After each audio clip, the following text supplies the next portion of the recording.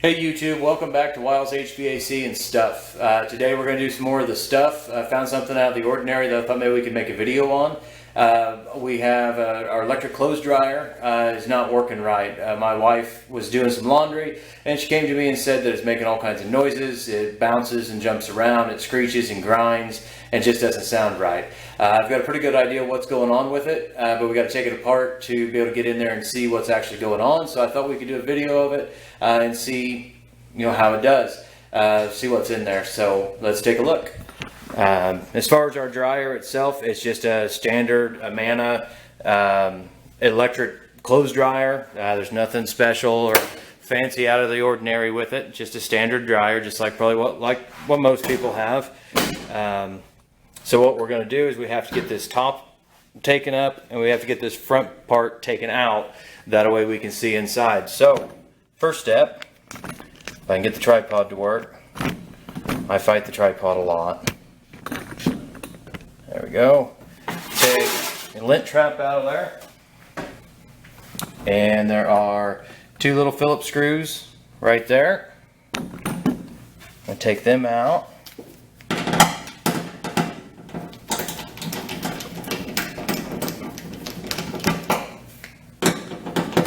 That way we are loose on the top there. Put our screws where we can find them. And then this top portion has to be able to come off here. There's actually little snap clips. You can't see them very well, but those clips have to pop up to be able to get that up. And so we'll put a screwdriver in there. You want to be careful. You don't want to bend anything. You don't want to scratch anything. My wife is mad at me if I scratch up her dryer. Get that loose. Now it pops up. There might be better tools as far as getting that up there, but screwdriver seems to work pretty well. And then with that open, you can see the inside there. That's your drum itself that rolls around, moves your clothes back and forth. That is the belt that's on there. You'll see it here in a minute. There's a motor down in there with a couple of pulleys that when that spins, it rolls the dryer around. So now to get this front portion off, there are a couple of screws right here. There's a 5/16 screw there, and one on the other side, right there. So we'll see if we can take those out of there. I'll set this down again. Just take those screws out of there. It's hard to hold the camera and get this out, but I'm guessing anybody can figure out how to take a screw out of there.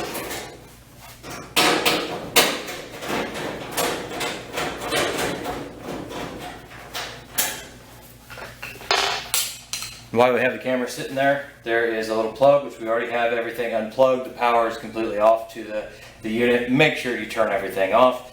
But we have to get that little plug unplugged. That's the door safety switch. Make sure it makes sure that the dryer can't turn on if the door is open.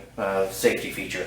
Whenever we take this off of here, you want to be careful and when you pull this loose, because this drum is going to come away from there. And you don't want it to fall out or anything. So we're going to see if it'll pull loose. Oh, and did you hear that noise? I think that may be the noise that we're looking for. Once this pulls loose, that drum is loose in there because everything has to be able to sit on that felt gasket, which I'll show you when we put it back together here. So once we have that loose, down here on the bottom, it's hard to see. Find my handy dandy flashlight and see if that helps. That doesn't help much. Either way, there are little hooks on there that this front panel sits on, so you have to pull this up to be able to get it off there. Fight the tripod some more. So if you just pull that up a little bit, the whole thing comes loose. And then we'll do the same thing on the other side. Just that easy. And then this whole piece comes loose. So we'll set it to the side. Now,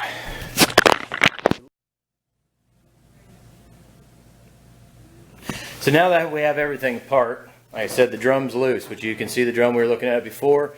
It has to be able to spin smoothly in there. There's a track on the inside of this door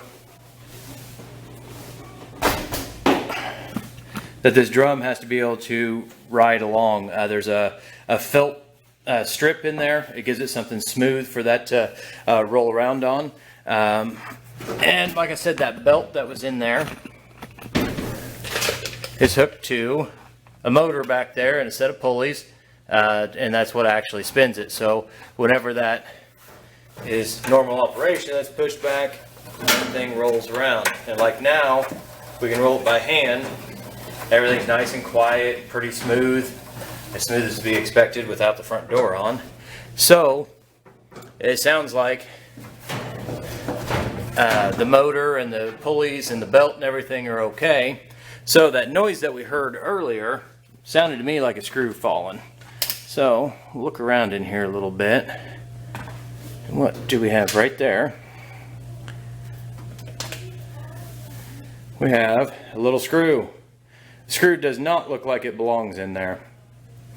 It's not the same size, same color, anything like that like the rest of them.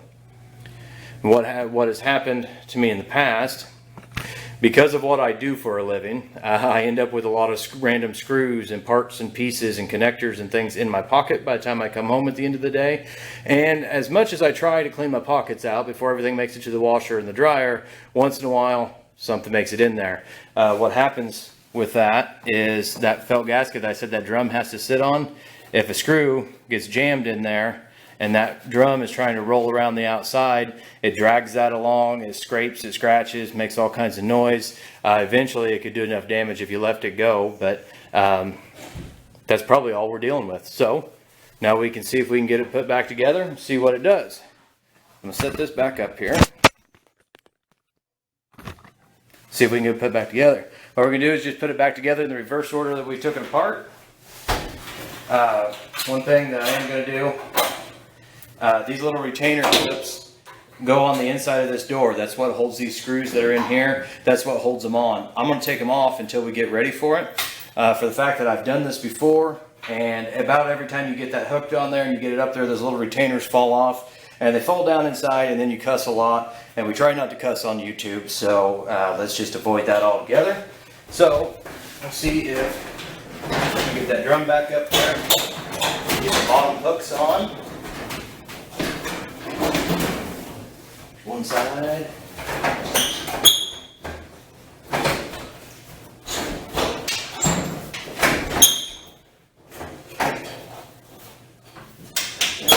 There's the other one. And make sure that drum is lined up in there. Then our little retainer rings, we'll put them back on here so we can put the screws in. Make sure they're lined up over the holes. Make our job easier, or as easy as possible. Back up there. And that's where our 5/16 screws came from. So make sure, like I said, we're just putting it back together in reverse order of what we took apart in.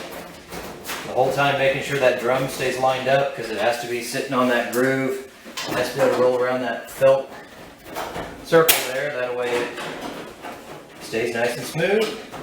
Okay, got it back in. Do not forget to plug your plug back in, otherwise nothing will work and you'll be taking it apart again. Let's plug it in. Lid back down, a little bit of pressure. Snaps back into place. We had 2 Phillips screws. Go right back in there.